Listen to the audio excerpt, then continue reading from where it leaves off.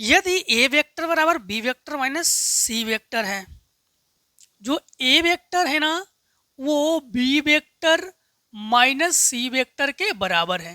ठीक। इसके बाद ए वेक्टर व बी वेक्टर के बीच का कोण ज्ञात कीजिए। तो हम लोग क्या करने वाले हैं, ए वेक्टर और बी वेक्टर के बीच का कोण हम लोग ज्ञात करने वाले हैं।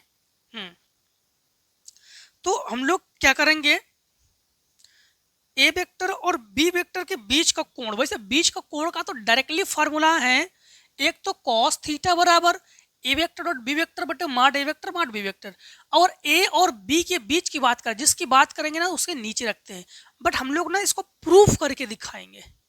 और आपके बुक में देखो संकेत में भी उन्होंने दे दिया है। चलो, तो सबसे पहली बात तो है हम लोग क्या करने वाले हैं, थोड़ा समझना।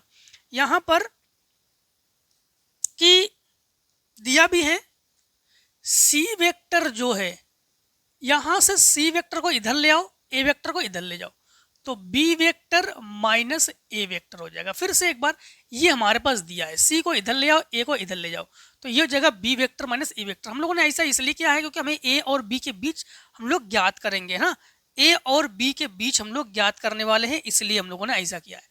अगर हम लोग एक काम करते हैं कि स्क्वायर हमें चाहिए, देखो हमें फार्मूला में स्क्वायर चाहिए, तो स्क्वायर के लिए अगर हम लोग दोनों पक्षों में, तो इधर भी हम लोग सी वेक्टर से अगर हम लोग गुणा कर दे, तो इधर भी हम लोग सी वेक्टर से, चलो ये बी वेक्टर माइनस ए वेक्टर, इधर भी हम लोग सी वेक्टर से गुणा कर देंगे, तो सी वेक्टर का ये हो गया हमारे पास स्क्वायर, और ये हमारे पास बी वेक्टर माइनस ए वेक्टर, और सी वेक्टर की जगह भी हम लोग क्या लिख सकते हैं, बी वेक्टर माइनस ए वेक्टर।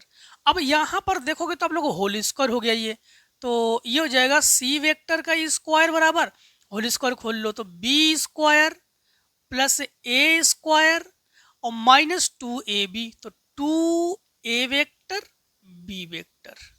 ठीक, समझ गए आप लोग। अब हम लोग एक काम करेंगे, यहां से इन्हें इधर ले आओ और इन्हें इधर ले जाओ, तो 2a vector dot b vector बराबर b vector plus a vector का स्क्वायर, अब ये माइनस सी वेक्टर का स्क्वायर। अब यहां से डॉट हटा के, जब भी डॉट हटाते हैं तो कॉस थीटा लेते हैं, तो 2a vector b vector cos theta बराबर ए वेक्टर का स्क्वायर बी वेक्टर का स्क्वायर माइनस सी वेक्टर का स्क्वायर।